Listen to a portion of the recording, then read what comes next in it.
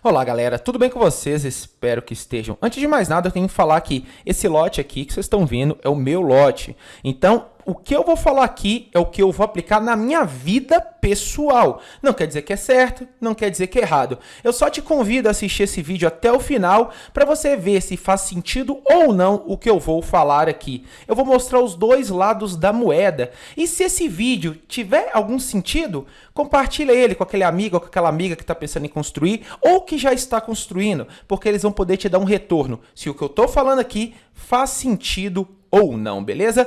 Antes de mais nada, se vocês ouvirem algum barulho aqui durante o vídeo, eu já peço desculpa. Por quê? Porque tem pessoas na minha rua construindo e aí vocês vão ver que talvez sim, eu tenho razão. Não vai ter nenhum tipo de edição esse vídeo, então já vamos direto aqui para o que eu entendo. Por que que 2020, principalmente 2021, não será um ano para construir a minha casa?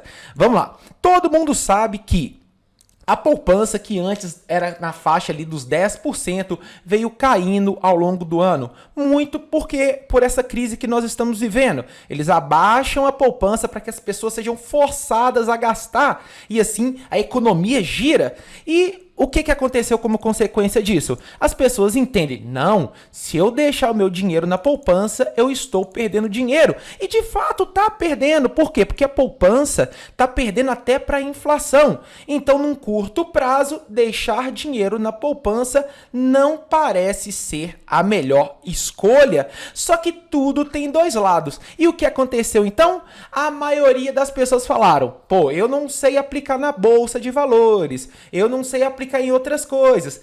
Vou fazer o que o meu avô falou. Quem compra terra não erra. Ou então eu vou construir, porque eu tenho meu pedreiro aqui de confiança, eu vou construir. O problema é que todo mundo pensou isso ao mesmo tempo. E é o que a gente chama de efeito manada.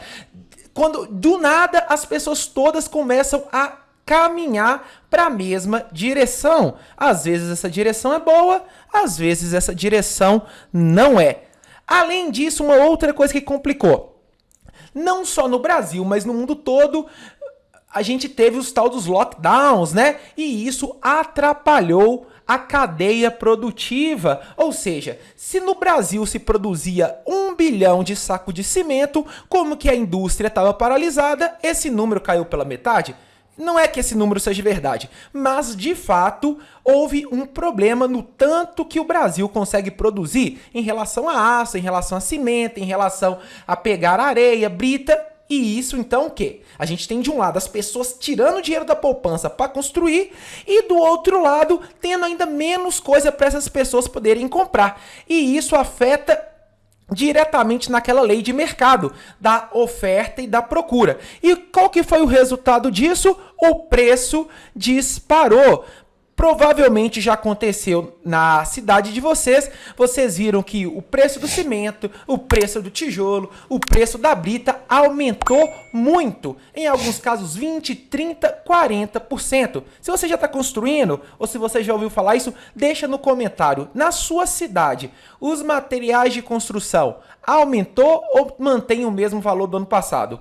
Então, os materiais estão mais caros, automaticamente fica mais caro você construir. E a gente vê isso muito aqui pelo IGPM. O IGPM é um índice que mostra o tanto que a inflação está ocorrendo aqui na sociedade, né? No nosso país. E os preços vão aumentar conforme esse índice. Então o IGPM ele pega um pouquinho do tanto que os serviços estão aumentando, que é a mão de obra, e do material. E a gente vê que o material de construção ele pesou para que o IGPM ficasse mais alto. E a gente tem vários artigos que mostram, ó, tijolo 33% mais caro, cimento, né, 33% mais caro, tijolo 61% mais caro, e o IGPM aí tá mostrando isso. Num acumulado geral, na média, esse valor aqui é de 24%.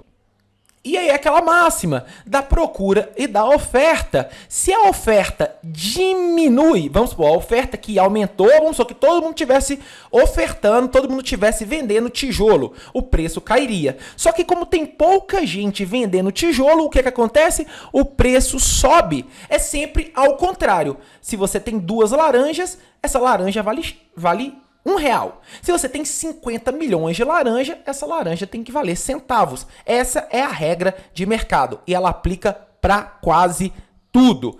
Como eu disse, o efeito manada é responsável por isso. E aqui eu tenho uma casa aqui, desse site Só Projetos, e ele mostra mais ou menos quanto que custa uma casa aqui para construir de 162 metros quadrados. Em São Paulo, sairia por R$191 mil, sem contar o lote, mão de obra, mais material. Vamos supor então que o GPM está ali 25% mais caro, né? Todos os materiais de construção estão na média 25% mais caro. Quanto que você gastaria hoje para construir? Seria 25% de 191. E sua obra então ficaria R$47 mil mais caro. Esse é o ponto negativo dos juros estarem abaixando e tá todo mundo correndo para construção. Você vai gastar quase R$50 mil a mais na obra para uma construção de R$191 mil. Tem um outro lado que eu disse que eu falaria. Qual que é o outro lado? Um outro lado ruim ainda. E os terrenos estão aumentando também. Então não é só a construção. Essa questão de todo mundo tirar o dinheiro da poupança para construir está tornando os valores do terreno mais caro, então pode jogar aí uns 25% também mais caro no terreno. O outro lado é que, como que a poupança caiu, o financiamento para comprar a casa própria também caiu. E esse é o lado bom. Então, por isso que eu acho que qual que é a melhor situação, qual que é a melhor estratégia para mim nesse momento? Para quem não vai pegar empréstimo, já tem todo o dinheiro para construir, isso aqui não importa. O que importa é monitorar se a cadeia de produção vai dar conta de produzir mais cimento, mais areia e etc. E os preços vão cair. Se os preços caírem, ok, talvez seja muito interessante sim construir. Mas para quem vai pegar financiamento, o ideal é constantemente colocar no papel, ver o quanto que você está pagando menos no financiamento e o quanto que o material subiu, porque a depender do quanto que os materiais caiam, vale a pena sim construir, tendo em vista a relação aqui de juros. É óbvio que tem várias formas de você contratar esse financiamento com o banco.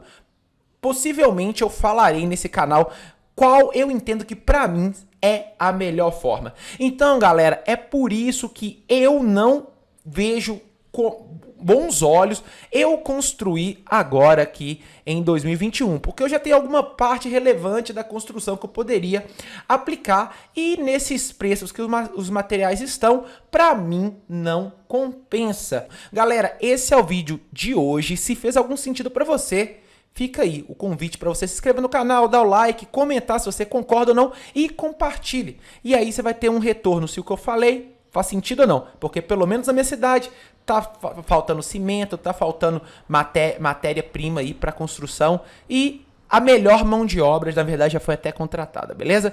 Então nos vemos por aqui, sigamos em frente e tchau, tchau.